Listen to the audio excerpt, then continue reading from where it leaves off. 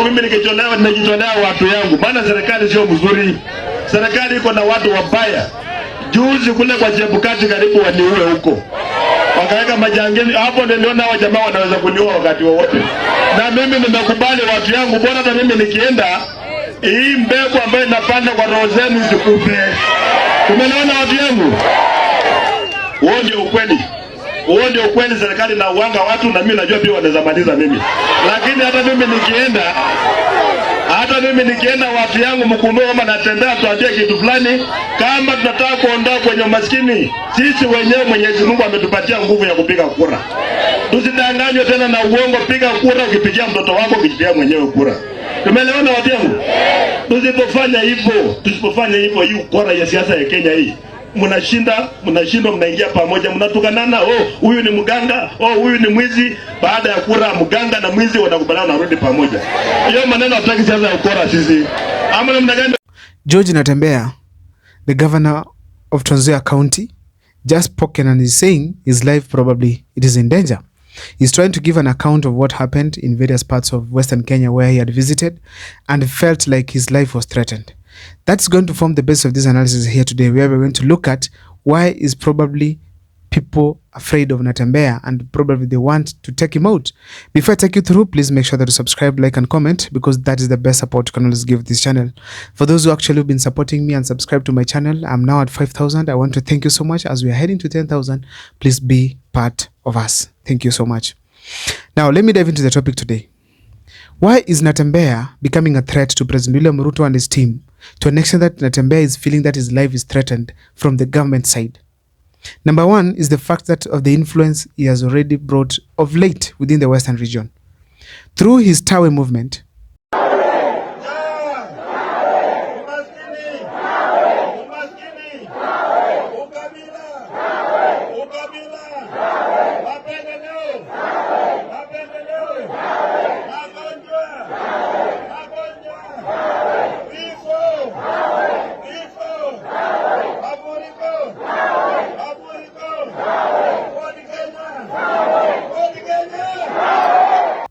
Natembeya has really taken Moses Wetangula and Wycliffe Mudavadi as by storm, because we realize that he's taking the ground seriously. People are recognizing him from Trans Nzoia all the way to Bungoma. And that is a statement that everyone must take serious so long as you're in a political class. So therefore, if you look at this clearly, you can see that Ruto banks on Western region. And actually in Luo Nyanza, to try and fill the votes that were lost through the Mount Kenya region, leaving President William Ruto's side.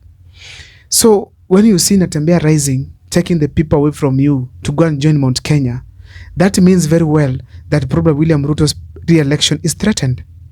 This means that as we speak today, the influence of William Ruto in the Western region is going down as the influence of George Natembeya is rising. This makes it difficult for William Ruto to execute his mandate as a president, because he's always worried, am I going to get the votes again? He goes to Western region for 1 week. After leaving, you leave a leader there who is constantly finishing you. This means very well that George Natembeya is becoming a threat day by day. Another thing, it is the track record. George Natembeya being a man of a track record, because when he was an RC, when he was a county commissioner, he performed very well. He ensured that he had done his work, and we all saw when he was in Narok, whichever the part of this country. And that kind of a track record even extended to when he was a governor, as a governor of Trans Nzoia, because we realized that there are so many things that he has also done as far as the education especially is concerned. And that actually makes him a leader to be considered by the people of Western Kenya. Why am I saying so? If you look at the problem with William Ruto right now, it is the issue of delivery of services. And if you have someone who can deliver services in this country, then that means very well that there's a likelihood that you are going to have a serious and proper replacement for President William Ruto.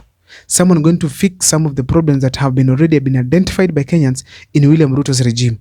Because we remember in William Ruto's regime, service delivery is a big problem, and respect to the rule of law. These two things can be well fixed by none other than George Natembeya.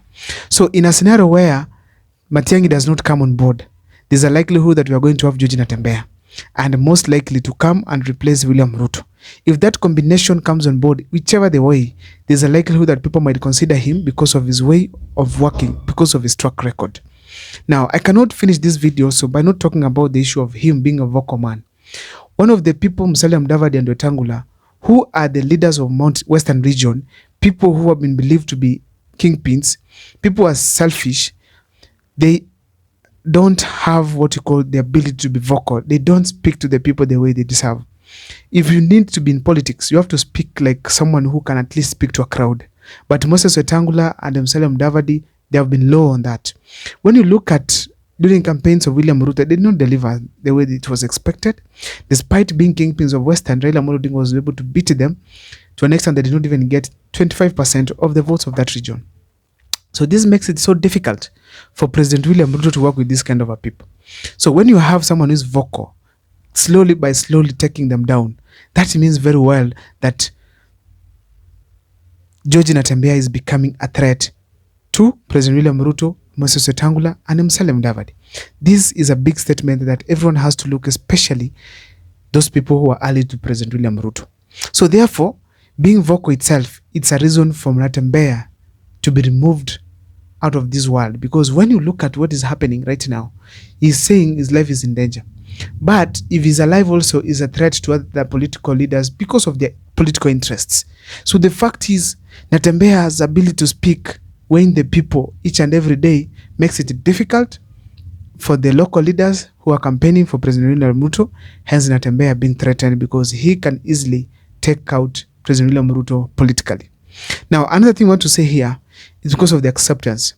Apart from just being local, Natembeya is being accepted slowly in Mount Kenya. And not just Western region, but also in Mount Kenya. This means that he's gaining a national attraction.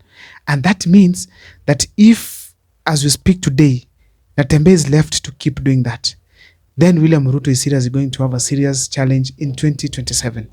And this is one thing that is making them actually be stressed enough. As we speak today, Raila Amolo Odinga is promising William Ruto to deliver Western Kenya and Luo Nyanza. But you find this kind of leaders are coming up in Western Kenya, slowly by slowly taking over the Western Kenya politics. That means that Raila Amolo Odinga himself is also going to be relevant.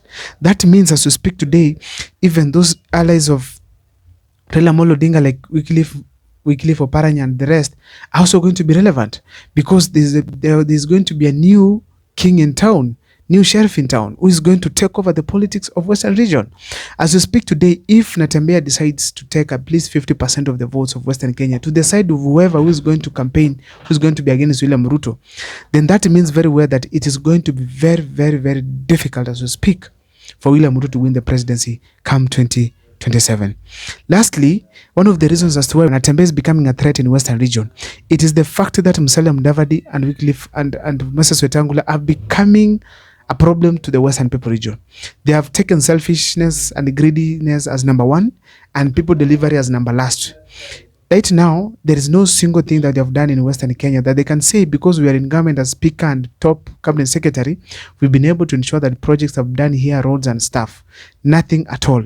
Not even the unity that does not want money, that does require a lot of projects. They are yet to unite the Western region.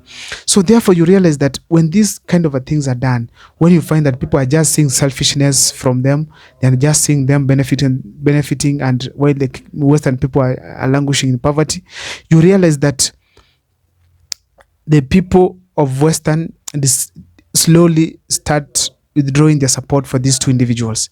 As a result, they consider an alternative who is now George Natembeya, who is at least known to deliver and who is also promising to deliver.